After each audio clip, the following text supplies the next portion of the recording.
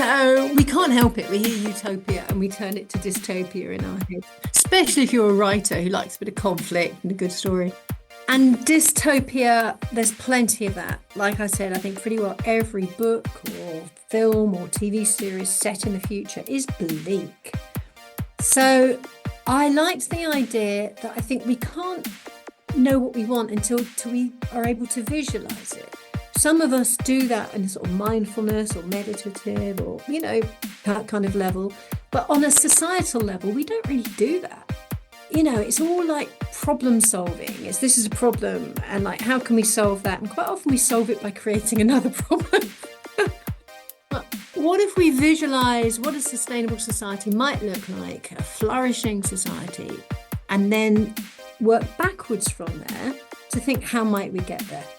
And that's pretty well exactly the approach I like to take. So in all the books I've written, I take a solution-focused, more positive approach.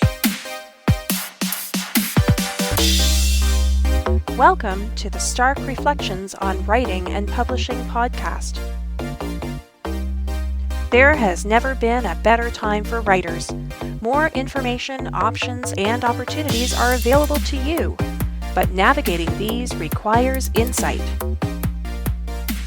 Join Mark Leslie Lefebvre as he draws upon more than a quarter century of experience as a writer, a bookseller, and a trusted book industry consultant to explore and reflect on the writing and publishing landscape to help you make informed choices on your writer journey.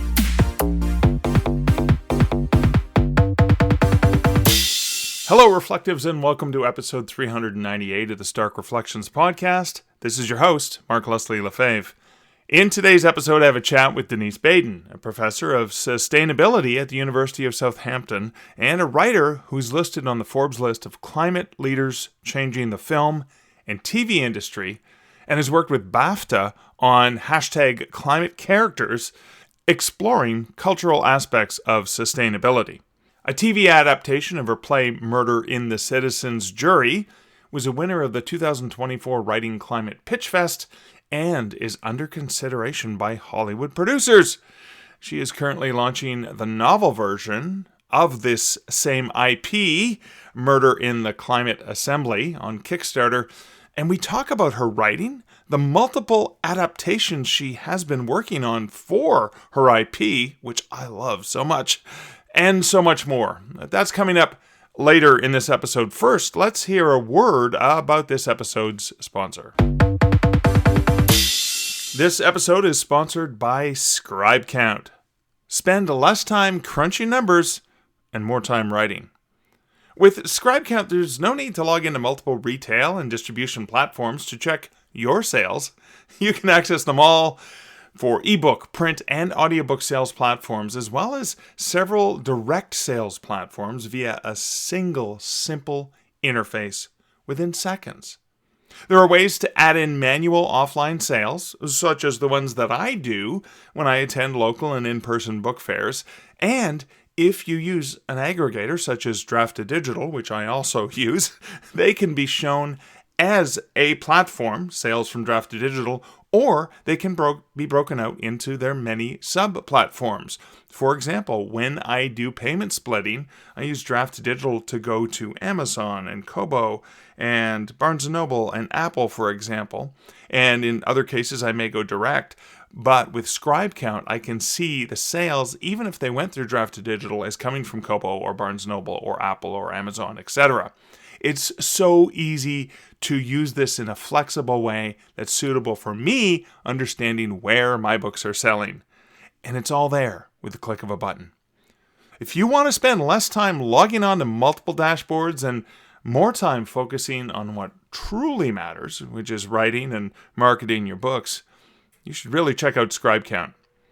And you can learn more about ScribeCount either via scribecount.com, or if you want to help me out a little bit, you can follow my affiliate link for this episode, which costs you nothing, and that'll be posted over at starkreflections.ca. And now, comments from recent episodes, and I'm going to mix this in with my personal update.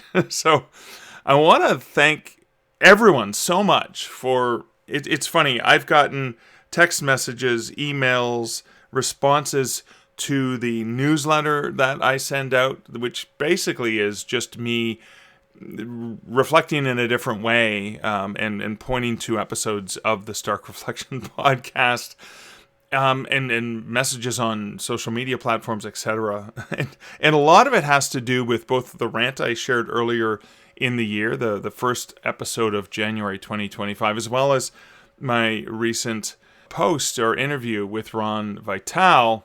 And I just want to share some of the highlights from comments received directly from me. Since I didn't get people's permission to share their names, I'm just going to leave this anonymous. I'm just going to share some highlights from these emails and comments I've gotten. So one person said, "I don't know how you do it, but you sent me the exact message I needed to read this morning. Thank you. Here's to writing for the sake and joy of writing."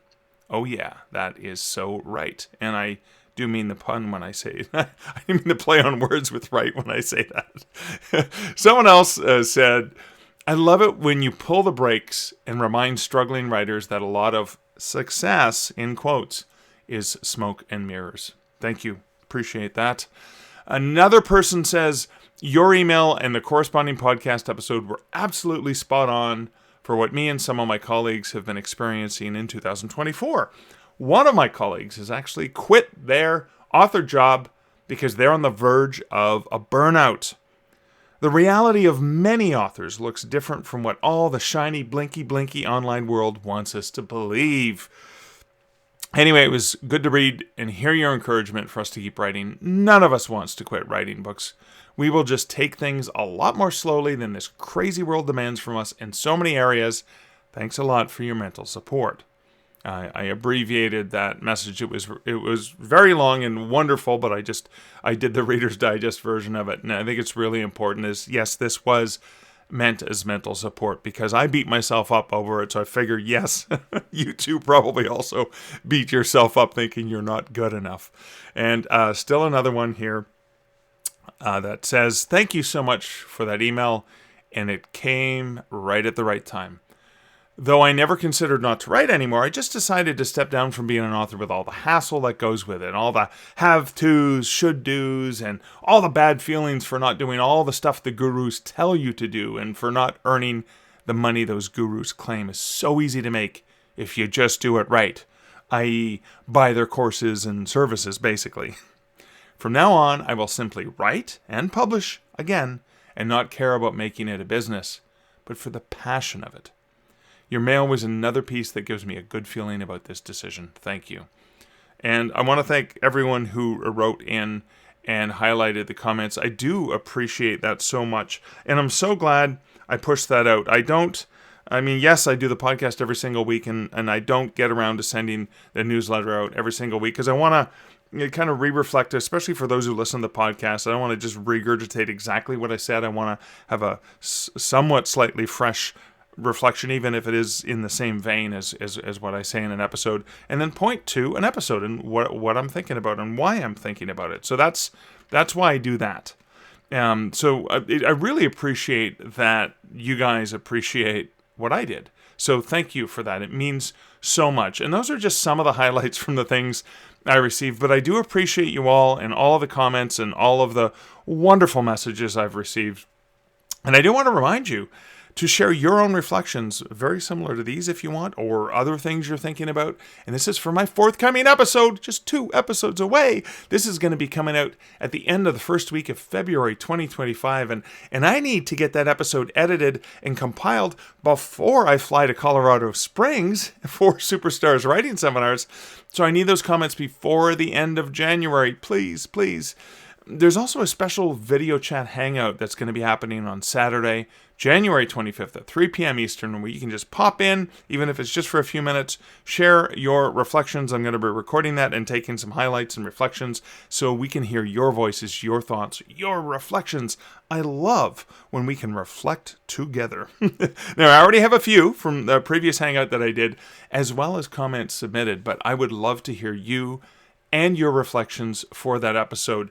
To celebrate 400 episodes, I know it's a solo endeavor that I do this, but it's not a solo endeavor because you're here with me And that makes it truly, truly special. You, dear listener, make it truly, truly special. And I want to celebrate you and your reflections with episode 400, because again, I wouldn't be doing this if it wasn't for you.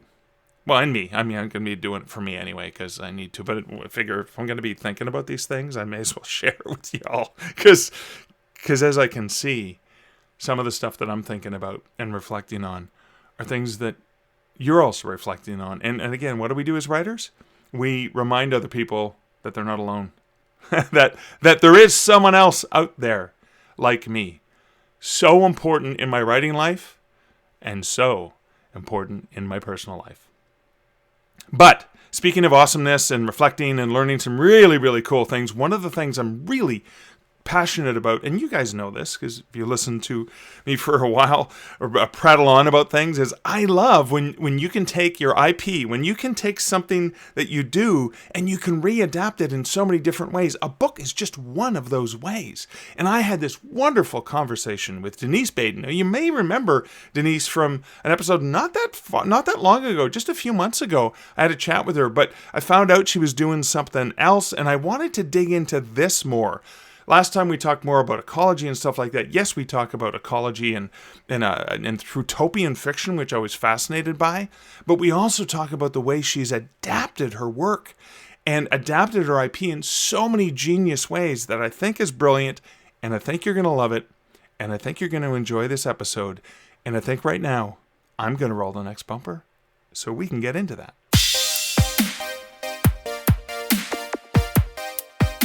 Hey Denise, welcome back to the Stark Reflections podcast. Hi, Mark. Nice to be here. So for any listeners who didn't hear the previous episode you were on, can you give them a little bit of a background on who is Denise Baden? Okay, so I've done a little bit of everything in my life. I've went to university. I worked in a social enterprise, a medium-sized business, a great big corporation, self-employed for a publisher, selling books for a while. And then I became a mum. And then I went back to do a PhD in psychology, ended up by accident in the business school, teaching sustainability and sustainable Wow. business. I sometimes have a joke and say it's unsustainable business, because it often is. And I've turned to fiction because it's my joy Yeah, and because it's a way for me to express sometimes in story form with fewer constraints. right. Lovely stories I make up about the world, but they're always the backdrop is the kind of world I'd like us to be living in. Okay. All right, cool. So when we were talking before we turned on the recording device before we started recording, that was a Yeah. weird way to say it. You were talking about the different formats that a story in whatever form it is, memoir, fiction, etc., can Yeah. take. And you've done some experimenting with the various adaptations, or what would you call it? Yes. I started writing a memoir and I had a couple of publishers really interested in it, called Confessions of a Climate Activist in the Business School. And because I'm always asked to write academic textbooks on corporate social responsibility or business ethics or Right. sustainable business, but things move so fast now, Mark. There's no point writing a book. And there's already plenty out there. But I thought, having had actually such a checkered background, my first degree was in politics and economics. Then I went into psychology and I've worked in business and now I write fiction. I've kind of had a finger in every pie. Right. And it does make me a bad academic because you're supposed to really focus. But it does give me a nice bird's eye view of how all the bits fit, you know, together, the jigsaw of things that makes our life what it is, from Right. culture to technology to business to politics and so on. And I thought, well, let's turn that into a strength. And so I thought writing sort of a memoir, I could bring all those different things to bear rather than just confining myself to one discipline, you'd call it in the academic world. But then I realized even that was too confining. And I also was a little bit worried about exposing myself, I guess, through a memoir. So I've created a fictional character who's a bit like me, but she's not me. Okay. And and I can be much freer with that. And she works in a university, and she's moved from the business school to arts and humanities. She's a professor of moral philosophy. And so that's now a novel, but you're going to regret asking this question. But I also wrote a play, and I was funded by the British Academy, who were very interested in using theatre as a way to engage mainstream audiences in topics Right. that matter. So it's called Murder in the Citizen's Jury. And I'm not sure, I think things like citizens' assemblies is just beginning to come on people's radar. Not everyone's heard of them, but certainly in Northern Ireland, we had a citizens' assembly on same-sex marriage and on abortion. And they're very good for topics that politicians don't want to go near because they're Right. so divisive. But they get together maybe about 80 to 200 people, and they sit round tables of about six to a table, and they debate a particular topic. And they're representative. They're not like government. Right, right, You know, right. you will have teachers, nurses, housewives, doctors, IT people, all ages, all ethnicities, all genders, informed by experts, and they will debate a topic. And people have got quite excited about this. One, because the tone of debate is so much more cooperative and friendly and less divisive than the What that happens in this world? Yes. Okay. I met someone where I live. We had a climate assembly, and the people who took part in it, just ordinary people in my community, were raving about how it felt to sit opposite someone who was very different from them in beliefs and Right. actually learn to walk in their shoes and agree with them and debate issues. Oh, wow. Sort of a chair there to make sure everything's friendly and no one speaks over everyone. So the process is very engaging of people, Wow. engages people, but also they tend to make more long-term decisions. So I thought, let's do a play set in a citizens' assembly on climate, where you got maybe just 8 people, because it's a Okay. play, not 80, and they're debating different climate policies. And then there's a murder. So you've got the murder to engage the audience, the who Okay. done. Classic locked room murder, Yeah. perfect setup. But I can also use it to engage the audience in climate policies, and they become part of the citizens' jury. They actually vote on their Oh, favorite wow. Okay. climate policies. So it went really well. It was staged for the first time in September, sold out for six Like days. just a couple months ago. Yes, and Oh, a wow. school is putting on a shortened version tomorrow, in Oh, fact. wow. Oh, So wow. it's hot off the press. So it's very exciting. So I took that element, which I thought was a Is it a one act play? Is it a full play? What's I've the got two versions. So one Okay. is a standard 2 hour play with an Okay. interval, and cast of 9. Um, but I've also got a 25-minute dramatic monologue version, Oh, okay. All which is right. just the director of public prosecutions and his ethical dilemma, what to do. Okay. So I Wow. have the play. So now my story, my novel, which I'm launching at the moment, takes this academic, this moral philosophy academic. And she's very keen for her work to have real life impact. And then she gets called upon to, as a consultant, to advise on this case where there's been a murder in a climate assembly. And the premise is it's the first time these climate assemblies have been given real power. Hmm.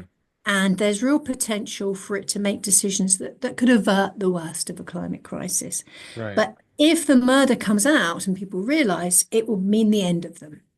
Oh, wow. So, and the director of public prosecutions, or the attorney general in the US, doesn't want to make that decision alone.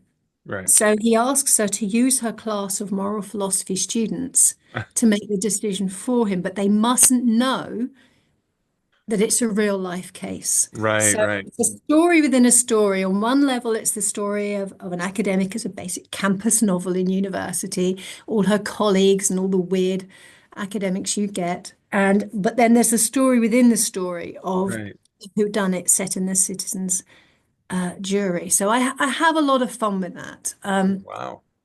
Just to complicate things, I also wrote it as a TV script, Oh, which wow. won the Writing Climate Pitch Fest. Wow. Won So by was it like a pilot episode or the yeah, I did a pilot episode and a three-season outline of three Whoa. seasons, 12 episodes each. I Don't they can't. buy season two once they see season one is successful? Well, a bit of it is in this book. A Right. bit of it is in Okay. the play, but there's also two books waiting to be written Oh, because obviously you wow. can't squeeze all that into one book, and they're from different Wow. perspectives. So, Hmm. yeah.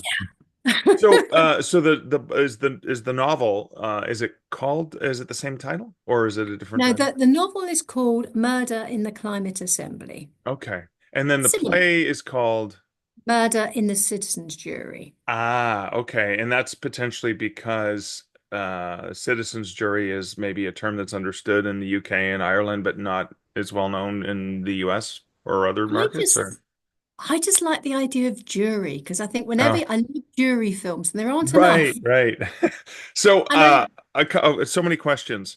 Uh, I really want to see this play. Is there any recording of it that's going to be available? Yes. Because I mean, I've seen 12 Angry Men live. I've seen movie adaptations of it. I mean, I do love that sort of, as you mentioned, the jury. I do, and I love live theater as well. So I'm just curious about, wow, when is it touring in North America so we can see? Well, so the first staging was just using a local amateur drama Right. theatre Okay. group.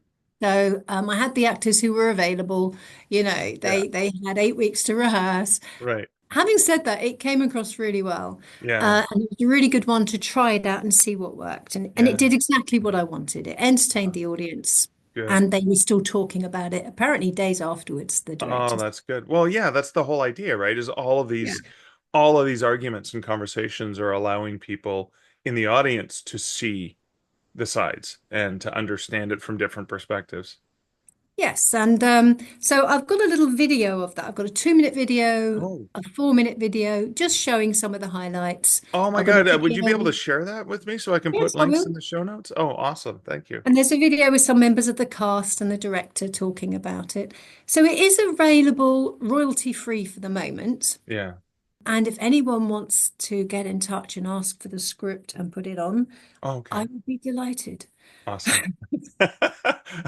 Reach out to my old university theater company and say, hey, you should check this out. Okay. So I'm really curious about the stage version, the full 2 hour, with the Mhm. intermission stage version versus the novel and how you've, I mean, obviously one's dialogue driven, the other one's gonna have some narrative, some prose. But I'm curious about how that how the different mediums informs the way that you approach the story. Like things may change, characters are introduced that don't appear in one but appear in another. Is that the kind of thing that happens? Okay, so I would say the play bit, the story within the story, is maybe about 15% of the novel. So it's written in a different font. The style of it is slightly hammed up, like Okay, some of these whodunits are.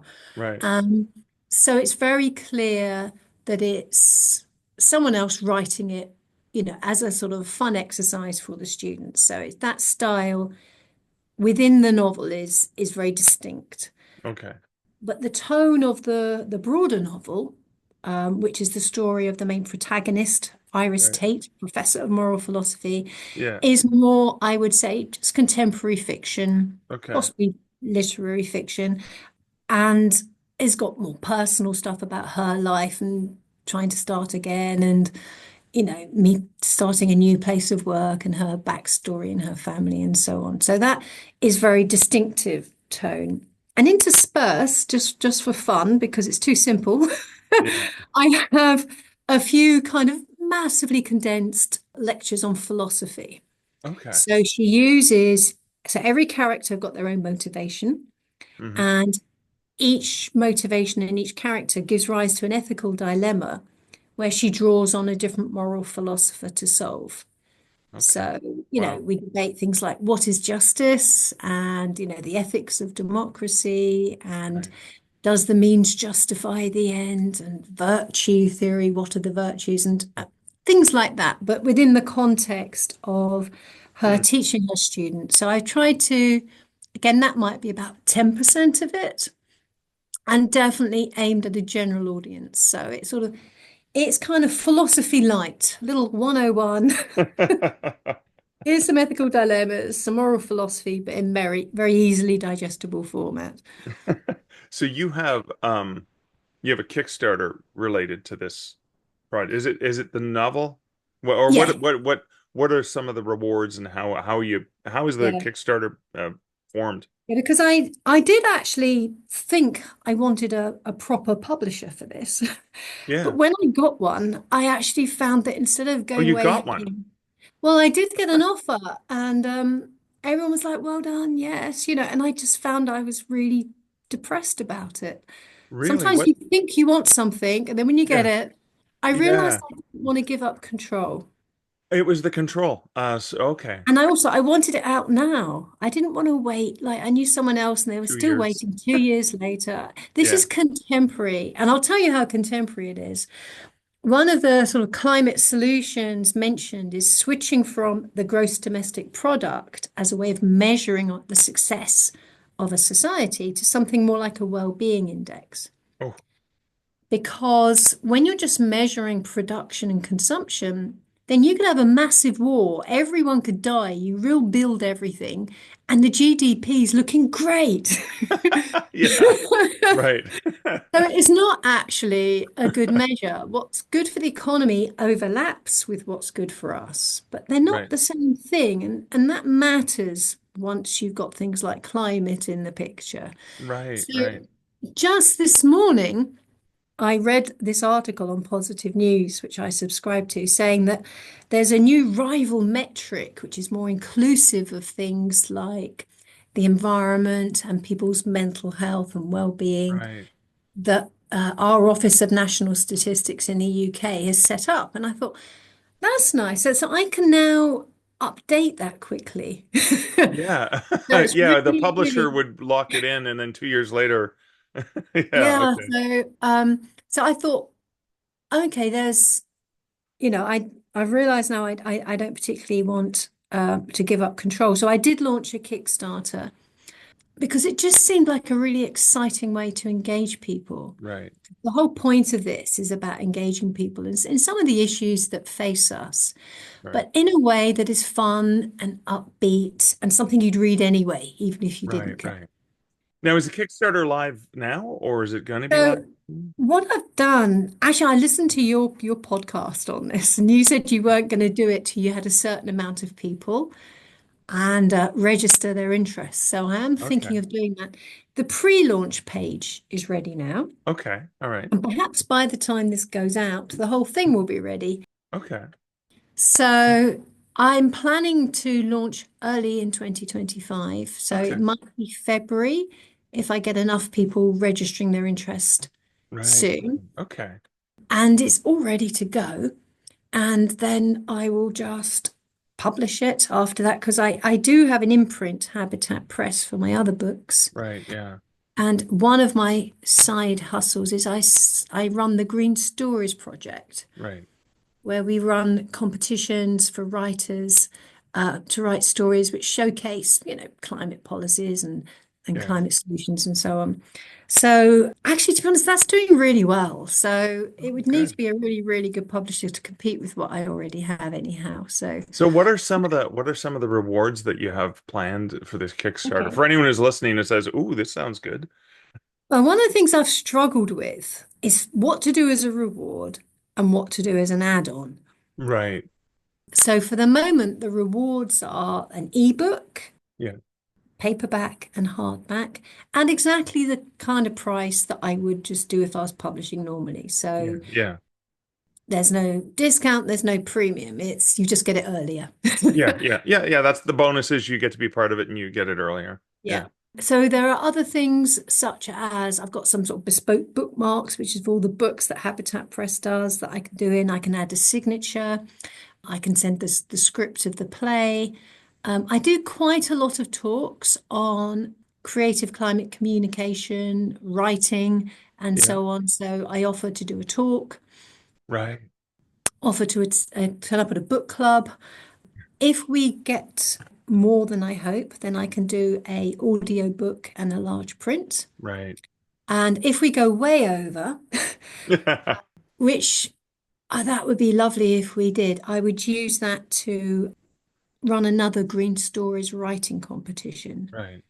Because one of the things I did, I set up Green Stories in 2018 because I thought there is nothing in the fiction world that presents positive visions of what a sustainable society might look like if we did it well. Right. Right. And there's also nothing that kind of almost showcases sustainable behaviors or practices as the norm, that kind of like, Right. it's light. Almost all climate fiction is really, I actually don't like it. Yeah. It's really dystopian. It only engages those who are already aware. Right. Um, so I much prefer, I'm quite frivolous in my fiction taste, to be honest. I like romances and whodunits and cozy crime and Yeah. contemporary fiction and so on. So I just thought there's really nothing in that space. So I set up Green Stories to try and engage writers to create something in that space. Right. We've run 20 free competitions, but the last couple of people who wanted to sponsor a competition, it turned out they were using the Green Stories platform to kind of reputation wash their own practices, which weren't particularly Right. Right. climate friendly. And I realized it very quickly the way they wanted to partner Green Stories with, I won't give their names, but tie it together. And then when I Yeah. started saying, well, actually, what are you doing? And actually, it didn't look very good at all. Right. Right. I thought no, and I had to disappoint some writers who were really keen for the next competition because we've published quite a few of the books, and Right. but if we get really good turnout for this crowdfunder, then that will go to launch another Oh, competition. of course. And that Yeah. would be Because really support. nice. Yeah. No, I We'll love get that. my book published, but then another competition and maybe another book published and Right. so on. Yes, Oh. I'm testing to see if that works. So when you were describing the kind of fiction this is, you had used a term earlier when we were talking thrutopian as opposed to Mhm. dystopian, and that's what that is, right? Yes, so I think we all know about utopia, which quite literally means no land. And whenever you talk to people about utopia, they don't think of a lovely, happy society. They think of oppression and, oh my God, what kind of coercive control will people use to make us all be good? And so we can't help it. We hear utopia and we turn it to dystopia in our head, Right, right. especially if you're a writer who likes a bit of conflict and a good story. And dystopia, there's plenty of that. Like I said, I think pretty well every book or film or TV series set in the future is bleak. Yeah. So I liked the idea that I think we can't know what we want until we are able to visualize it. So I think one of the things, and a lot of people are into this just on a personal sort of level, is you visualize what you would like your life to be. And you get that concrete in your head, and that makes you a lot easier for you to get there. And I think some of us do that in a sort of mindfulness or meditative or, Yeah. that kind of level. But on a societal level, we don't really do that. It's all like problem solving. It's this is a problem, and like, how can we solve that? And quite often we solve it by creating another problem. Yeah. But what if we visualize what a sustainable society might look like, a flourishing society, and then work backwards from there to think how might we get there? And that's pretty well exactly the approach I like to take. So in all the books I've written, I take a solution focused, more positive approach. Right. And you kind of, I mean, some in different ways. So my first novel, Habitat Man, was based on a real life story of a guy who actually gave up his job, retired early to become a green garden consultant. And he goes around people, he makes their gardens wildlife friendly. Yeah. And he taught me that my garden was alive. Like I just had it as scenery, Yeah, yeah, yeah. that's something to mow. But then I realized that, the magpie chatters when the cat appears, and the sparrows fly out upset when the neighbor gets his strimmer out. And I realized that the worms were what made my compost like turn into rich earth. And I noticed that the bees like this plant and the butterflies like the buddleia. And it was, I know it sounds religious, but it was like I was blind and then I saw. Yeah, It just yeah. all came to light like this soap opera. And I thought, oh, the blackbird lives there, and that's where the robin and all when other ones come in, fighting or mating, what's going on there. Yeah, And he did that for me.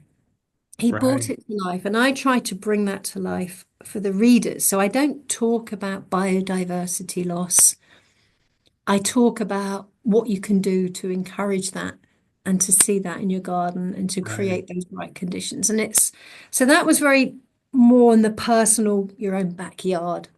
But Yeah, this one is much more because there's the climate assembly element, there's a right. different policies, and it is looking at what it might take to get us there. So I think firstly, we need to look at how we make our decisions. So if we're always, you know, if the people who win the elections are those with the most money or the control over information, then you have the best democracy that money can buy. You're not really delivering for people who don't have a ton of money to donate to campaigns or to, buy up a social media platform or, TV news platform or, you're not really engaging with those people. You're leaving them behind. Right, right. So that's why I set it in a sort of citizens' assembly because it is direct participation in democracy. And Wow. it's a nice supplement to our representative democracy. So we mostly have two houses. Like in the UK, we have the House of Commons and the House of Lords. So wouldn't it be nice if we had, say, citizen assembly to replace the House of Lords or, Right, right, so right. Yeah, you yeah, haven't got two things that's the same. You've got one that has a different type of democracy. So I thought first and foremost, you need to look at who's making the decisions yeah. and Wow. on what basis. People don't know about them. And turkeys aren't going to vote for Christmas, so you can't quite count on on those with access to, with Yeah. control over our information. But culture can showcase it. So that's why I turned it away to fiction, hence the play, Oh, hence the wow. novel. People are learning about it just through reading or watching. And then the policies that they debate, again, are the kinds of policies that can sort of help us reach a more sustainable society. And Right. every character has a different relationship to them. Yeah. So, one character might really like a policy, but another one might say, well, that doesn't work for me. So everyone engages with it in a different way. So it's a lovely way, actually, Yeah. through conflict, which is dramatic and fun, Yeah, yeah. showcase all the pros and cons of a different idea.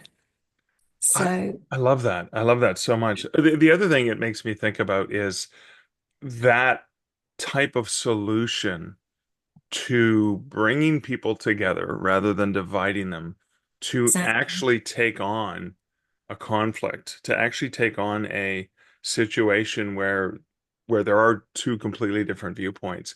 How do we do more of that? I'm just curious. Like obviously, the Citizens Assembly makes a lot of sense, but are there other?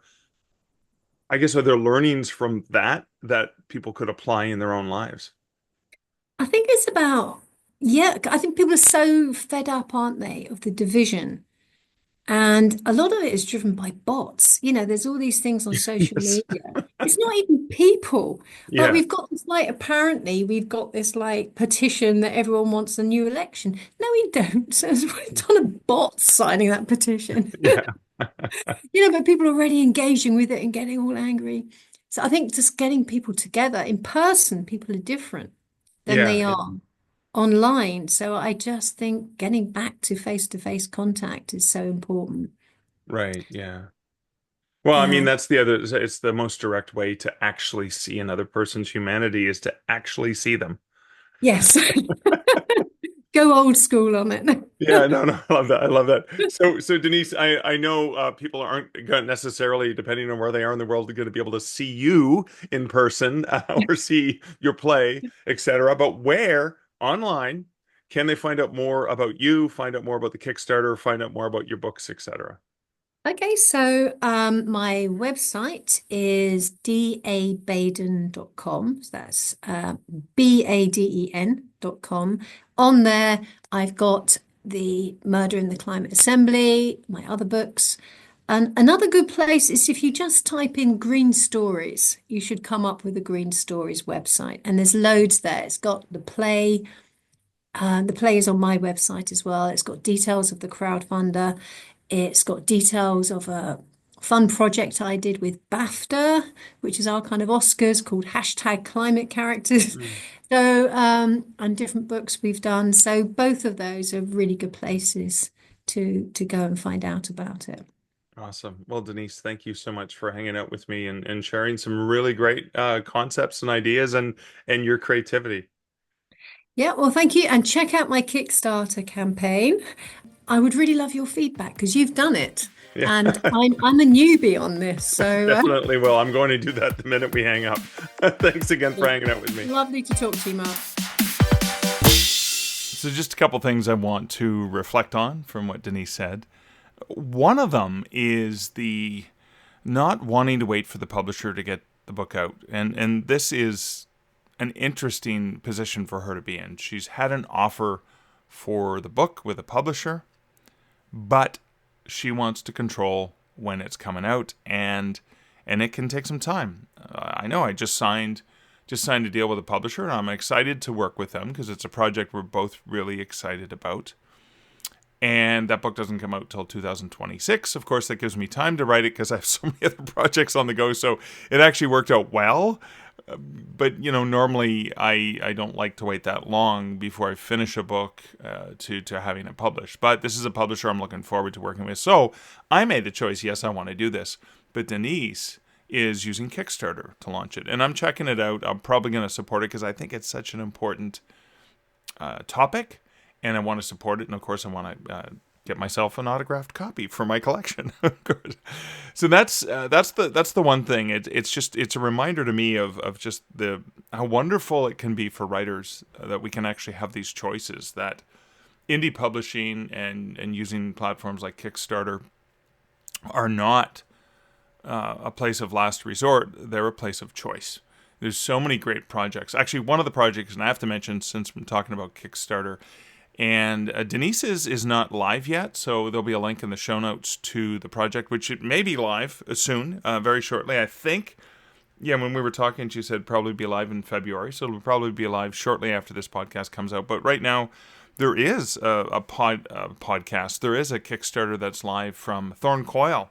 And I'm trying to remember if I've actually had Thorn. Yeah, I think I've had Thorn on this podcast. I know I've known Thorn for years. Love and respect Thorn. Thorn is a brilliant writer. And I'm sure I interviewed Thorn for the Kobo Writing Life podcast. So it's kind of funny because I interview people for so many different things, right? So for years I was doing the Kobo Writing Life podcast. I interview authors as well for Draft to Digital for their self-publishing insiders. And now I'm doing lots of interviews with folks for the Wide for the Win podcast, the Widestream as well. I'll include a link to Widestream in the show notes as well in case you're not familiar with it. But it's like, I need to bring Thorn on. But anyways, Thorn's Kickstarter is really great. I love what they're all about, and I love that their new book is oh my god, I'm gonna get the name wrong. It's like Resistance Matters. Yes, that's the title. Resistance Matters, and it's essays on love and action. And the log line for this is love is a verb, action is power, don't give up. So both Thorn's Kickstarter as well as Denise's Kickstarter, ones I'm very passionate about supporting because I want to support the things that I believe in, that I believe we need to pay more attention to. Okay, as I'm reflecting, there are cats in the room who are fighting. Could you guys knock it off, please? I'm recording. Yeah, thank you. No, get out. My goodness. I'm normally edit that kind of stuff out, but I'm just going to leave it in here just for fun. But, oh no, they're still fighting. Would you please, hey, Out! Get out! All right, get. All right, there we go. Well, one of them getted, and that's all I needed, so I can have a little bit of peace. Okay, the last reflection, and there were some other things I was gonna reflect on, because when Denise said the best leaders that money can buy, I went, yeah, that's what we have in the States. Actually, we have the worst leaders that money can buy in the U.S. right now, but I'm not going to say that. But that was a reflection I thought about, and she says turkeys aren't going to vote for Christmas, and I was going to beg to differ, but I'm not going to reflect on those things. No, I'm not going to go there. I want to go to something that I think is really important for writers. It's one of the things that really interested me, I wanted to talk about thrutopian fiction. I thought it was just so fascinating, and I love that approach. Okay, there's two things to reflect on, but the concept of thrutopian fiction and focusing on the positive, not what happens if we don't change things, but what happens when we change things. What's the good that can come of this? I love that so much, because it turns dystopian on its head.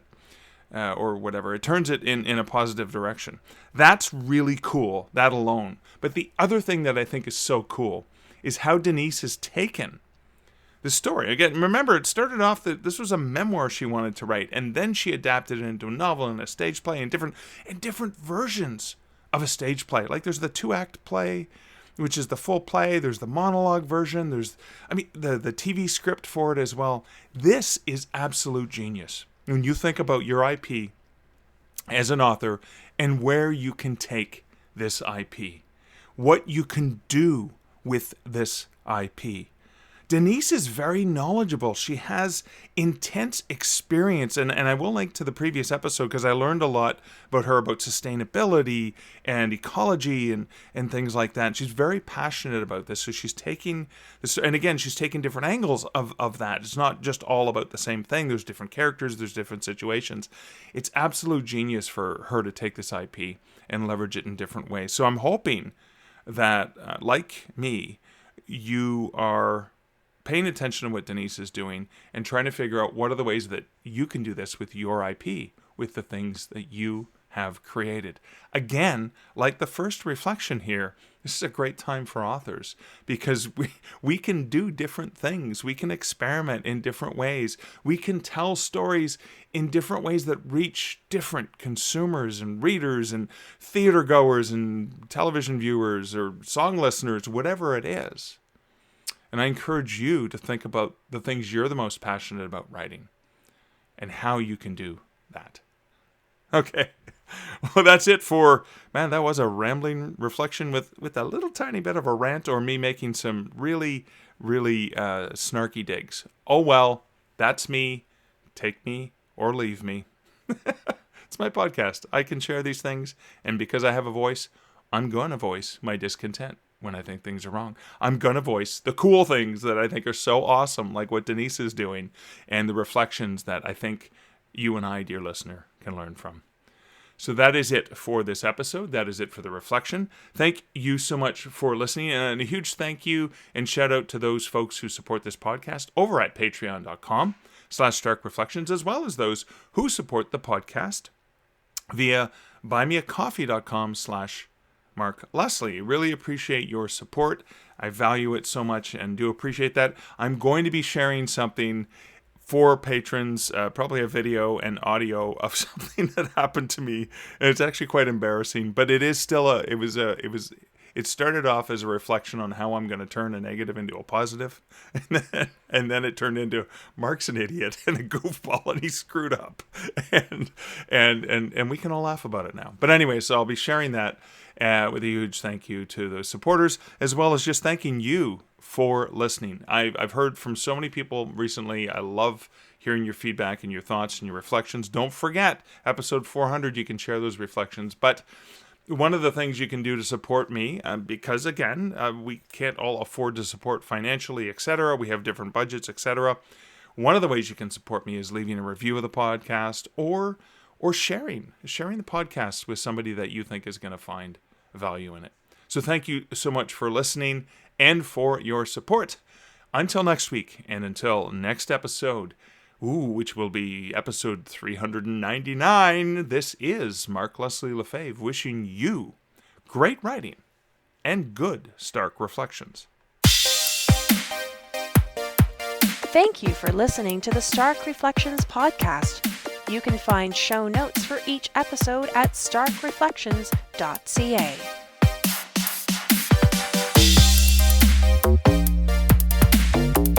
The music for this podcast, Laser Groove, was composed and produced by Kevin MacLeod. Check out more of Kevin's great music at incomptech.com.